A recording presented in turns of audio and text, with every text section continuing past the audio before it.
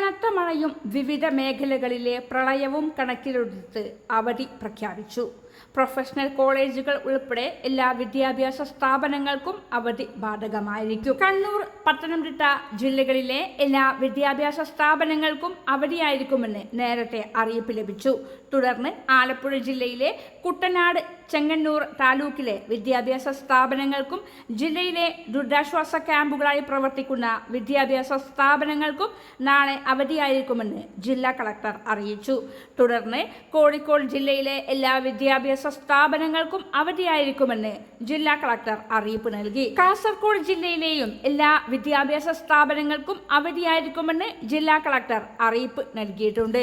ഈ ജില്ലകളിലെ സ്കൂളുകൾ, പ്രൊഫഷണൽ കോളേജുകൾ, ട്യൂഷൻ സെന്ററുകൾ, കോച്ചിംഗ് ക്ലാസുകൾ എന്നിവയ്ക്ക് അവധി ബാധകമായിരിക്കും.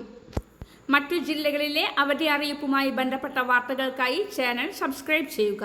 വീഡിയോ ലൈക്ക് ചെയ്ത് ഷെയർ ചെയ്ത് കാണാനും ശ്രമിക്കുക.